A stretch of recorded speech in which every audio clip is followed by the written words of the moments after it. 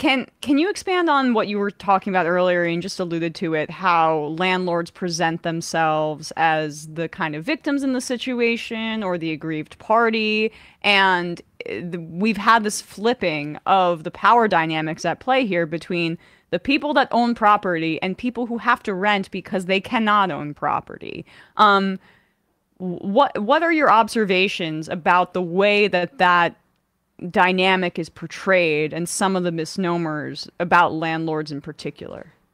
Well, I think the first part is that, we have this standard, especially in America, where, there's an expectation that like the goal for everyone is to be a homeowner. The goal for everyone is to earn property. And that's fine if you want to be a homeowner, that's completely fine. But not everyone wants to own a home. And so sometimes when you have people who are fighting for tenants' rights, there's this kind of undercurrent of like, you're the underclass, like, why are you even still a tenant?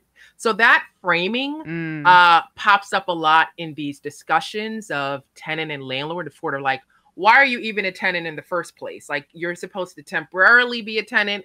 And so the fact that you're 30 years as a tenant is some type of moral failing. So that's the first thing that I think frames a lot of the discussions. And then as part of that, you have this other type of framing of like, landlords are the little guy, landlords are having tenants who were scamming them. When there was, for example, the eviction moratorium, one of the main things that I heard was, oh, what about the landlords? Like what, we had in the very beginning of the pandemic, we had we're talking like March 2020, where we were like, what the hell is going on? And as part of that, one of the issues is we had to think about, do we want in the middle of this contagious, epidemic, people being evicted and roaming the street? We're still trying to figure this out. So we had this eviction moratorium.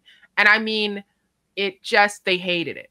And so, one of the things that would pop up there is, I cannot believe that this could even happen to landlords. They're, ruining the American dream here. They're taking their property, physical taking, and this is outrageous. So I think there's this dynamic constantly of like, of like the tenants being scammers and, not being ethical or moral or truthful and somehow taking something away from the landlord. And a lot of people have this mindset, including police, including a lot of people in the public. And so this plays out in a lot of ways. It plays out with the squatter debates. It also plays out when there's violence between tenants and landlords. And this happens quite a bit.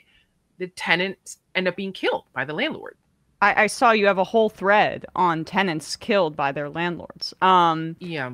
And I want to get to squatters' rights in a second, but what's your read on how many of these landlords are kind of small mom and pop property owners versus these massive corporations that own property? Because I feel like landlords in the way that the conversation is framed are often it's the little guy. He saved up to buy a house and is renting his basement apartment or something. But that's a minority of the situations. Yeah, it is a minority, especially in New York. But I think we also need to recognize that nationwide, we are having this corporate takeover. We are having LLCs that are taking over entire neighborhoods, buying them up. And some of the small landlords, what their arguments, at least in New York City, have been is that's why we don't want that to happen. So that's why you should support us. That's why you should support small landlords, because you want small mom and pop landlords. You don't want the corporate LLC takeovers. The problem, of course, is that then we get to part two and then they're like, and that's why we're part of this case against rent stabilization. Then we're like, okay, yeah, this isn't going to work out. So, it's a very complex issue, but to answer your question, no, they are not the majority of landlords. In fact, corporate LLCs are taking over. However, conveniently, they are often the face of the landlord movement, if you will. There was a great Teen Vogue article about this, about, why that is so convenient. Right. Teen Vogue doing great work over there, I including know. I love them. profiling. I'm sorry, I'm blanking on her name, but Ilhan Omar's daughter, who just Right. recently Yes. got suspended from Columbia for her activism. Yeah, we are back, and we are joined now by Leah Goodridge, tenants' rights attorney, commissioner on the New York City Planning Commission, and former member of the New York City Rent Guidelines Board. Leah, thanks so much for coming on the show today. Thank you for having me. I'm excited to be here. I'm excited to be speaking to you because, housing is at the forefront of many, many people's minds right now. I think we're on our way to some sort of reckoning about affordable housing and housing prices and rent in this country. We're hitting a bit of a breaking point. What is your assessment in your work in New York City on what you're seeing about really just out of control rent throughout all of the boroughs? Yeah, and I was born in New York and grew up here, and so to be on the Planning Commission, it's been an interesting experience, an overall positive experience, but it also gives me a bird's eye view about the housing crisis. And so I get to hear from relatives, from friends, and myself about how it's impacting us. And then you're on this commission and you get a chance to do something about it, and you realize that it's not so easy. So for example, one of the things that I talk about frequently that I was surprised to learn is that the levels of affordability, unfortunately, for sometimes low income or affordable housing are actually very high. So for example, sometimes if you make $25,000, that might actually be too low to qualify for some of the affordable housing. And when did those rules get put in place in terms of what the thresholds are for affordable housing? A long time ago by HUD, that's the U.S. Housing and Urban Development Development. Department, Yeah. and so those particular, it's called the area median income, and that's set by HUD, and so it's been sort of the bane of the existence of a lot of tenant advocates for a very long time. And I should say, I've been in the tenants' rights movement for 12 years, and that was in large part about why I was appointed to the commission. I was actually the first legal aid tenants' rights attorney put on the commission, and so I come with that perspective. I'm always talking through the lens of a tenant advocate and a tenant myself. Right. And you spoke briefly about your experiences on the commission. What did you see about, say, the influence of real estate associations, of Yeah. big kind of corporate luxury developers? Eric Adams, we know, on his transition committee was basically stacked it with luxury developers and kind of these bigwig real estate folks. They seem to dominate the conversation here. Is that your experience? I think that I have been disappointed sometimes when we are talking about the housing crisis, about how much the lens, it sounds very weird. I think people will think it's weird to hear, but the lens is actually not through a tenant lens. Sometimes when you hear about the housing crisis, it's through this kind of uh, it's almost this narrative of like, landlords are the little guy, and tenants Mm. are not paying rent. Tenants are squatters. Tenants are evil. And so we need to protect landlords. Where that comes up with developers is this sort of like actually tenants and maybe even homeowners are the problem because they're blocking housing and developers are the good guys and want to bring in housing. Now, let me just say, I believe that we have a housing shortage and we need to build more housing. But I think that sometimes these housing discussions, they get very rote because for a lot of people, it literally just stops there. It's like as if that is going to be the cure for everything. And it's not. We need to have more conversations, like I said, about affordability. We need to have more conversations about bedroom sizes. That's another big thing. Mm. Sometimes people think that, oh, you just put in a whole bunch of housing, a whole bunch of one bedrooms and studios, and that's it. And that doesn't account for the families, right? If you have a family of children and parents, or even just extended family with grandparents, what does a studio and a one bedroom do? So these are the kinds of conversations that we need to be having. And I mean, there's a shortage of housing in general, but there's also an even greater shortage of affordable housing, as you say. How much of that is driven by the Faircloth Amendment and the federal government basically since 98, 99, if I recall, uh, barring and limiting the number of affordable housing units and barring federal funding for it? Yeah, I mean, I think this is the way that this plays out on the local level is that, private developers have kind of been given the okay to take the lead in terms of building more housing. So I think, Right. what you hear is like, well, why doesn't the city just build more Michelamas, or why doesn't the city build its own housing? Why is it private developers that are expected to build all of the housing? Because the way that it plays out is that's how you get into these fights, because then the local community says, well, there's only 20% of affordable housing units, and those start at $60,000 for eligibility. We're not going to accept this. We're going to protest. We don't want this. And then the private developer says, okay, well, I'm not going to put up more of my money. I don't have it. And so then that's literally how I would say a good majority of the fights start. And I want to just take a step back here and say that starts in large part because we have this scenario where the private developer is pitched as the sort of like person to save the day. And so what I've said from the beginning is that government needs to take and invest in a lot more of the affordable housing units. We can't just expect for private developers to take it, because that's another conversation altogether about what housing looks like when it's controlled by private developers, because profit is always going to be over people.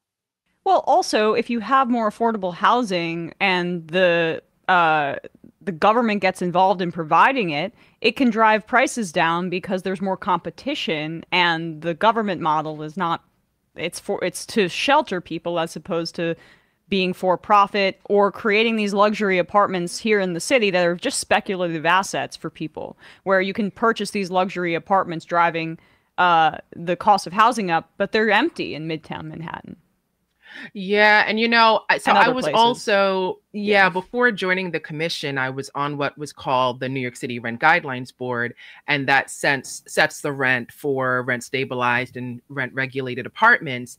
And so one of the big arguments that we would hear from landlords is, oh, well, that this is getting into the private developer model is, well, do you want public housing? Look how bad New York City Housing Authority is. Look how bad it looks like when government runs housing. That's why we need to come in and save the day. So there are a lot of policy arguments. And of course, I, as a tenant advocate, our response to that is that's in large part because there hasn't been enough money invested in there, Yes. right? And that's where we advocate. That's why I've been an advocate for funding appropriately affordable housing. Okay.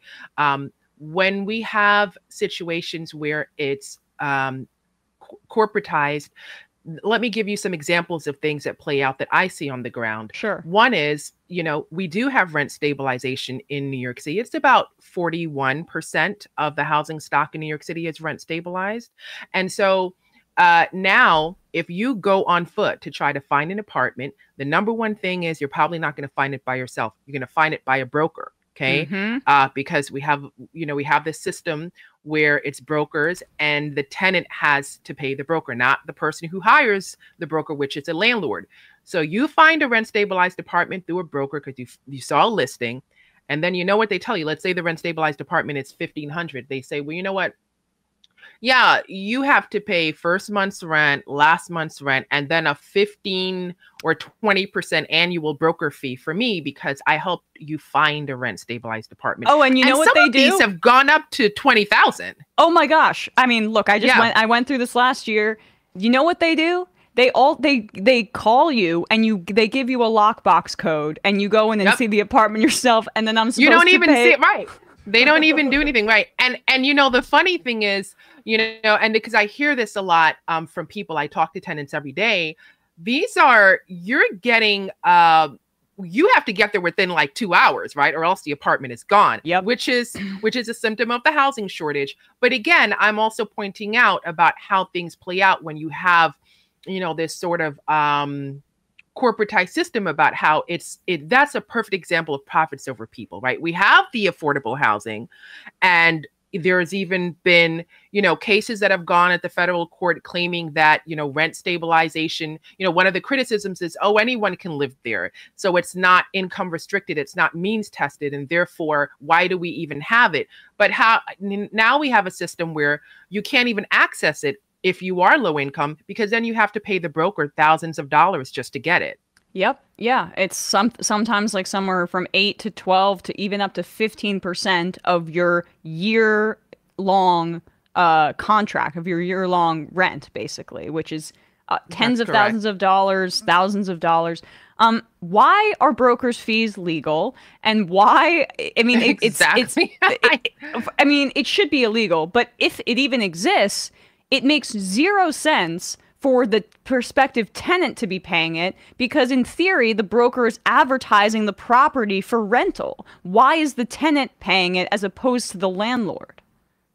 Yeah, and I land with the last part. Like, you want to have broker fees if, they're doing their job. However, I didn't hire the broker as the tenant. And so if you're the landlord and you hire them, you should pay them, right? And so this has actually been a battle in New York City for going on decades.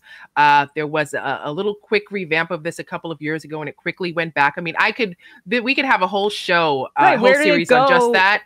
Yeah, right. Anyway. So right now there is a council member, Chiose, who has proposed the Fair Act to rectify this so that it is not the tenant who pays the broker fees. We'll see how that goes. But the last I heard of it, it was still being considered. So we'll see. Yeah. Well, I hope. What about the prospects of a vacancy tax for some of these empty apartments that are again being used as speculative assets, that people don't live in? Is that a possibility for the future to combat this? Yeah, there's been some bills proposed. I believe the assembly member is Rosenthal that proposed some bills about. There's been a couple of bills proposed about this, and so it's been an ongoing conversation about what to do, especially because in New York City right now, one of the huge battles has been landlords don't like rent stabilization. They don't want it. And so landlords of rent stabilized buildings, some of them are specifically choosing to not rent out the apartment to keep it empty. And so this is where this question of vacancy taxes come up, where we have a housing shortage, but then we also have landlords who aren't renting them out. And from their viewpoint, they're claiming, I don't want to rent it out because I'm not going to make enough profits on it. You're regulating the amount of rent that I can charge. And so because of that, it's not worth it to rent it out. It has too many repairs, blah, blah, blah, blah, blah. And so, here we are again in a situation, where it's profits over people. Right. Are they being earnest when they say that, though? I mean, or is it just basically because they may have other properties and a housing shortage helps benefit them in other areas in basically driving up prices for their other properties? I just had an interview this morning, and I was discussing the housing deal with a governor pushed by. And one of the things that tenant advocates are not happy about are the rent increases and the renovations. So when you ask, like, are they being earnest about it? One of the things that has popped up over the years is, having to do all of these repairs and pay this money. For many years, a lot of those repairs were framed as renovations, but they were actually repairs. And that would result in rent increases for tenants. Do I think that they're being earnest overall? As a tenant advocate, from what I see, no. I think that they just don't like the rent stabilization system. The other thing I want to point out on that is that no one forces you to be a landlord. You don't have like someone is putting your hand and then you happen to buy a building and then you're like, oh my God, it's rent stabilized. How could I? All of this information. You go in, you're choosing a business. And so that you're going to be a rent stabilized landlord. So I think for me, it has been a lot to take in of this sort of framework of I can't believe I bought a rent stabilized building. Rent stabilization must go. Now, I do think that, I do think that there are some valid concerns about the structure of the buildings and needing to have them up, needing the upkeep of them, especially a lot of the older buildings. Those are things that, again, should be done periodically, not, after 20 years and then asking for a renovation, by the way. But I do think that obviously those are issues and those are valid issues. Do I think that those turn into an issue of where we should not have rent stabilization entirely? No. Absolutely.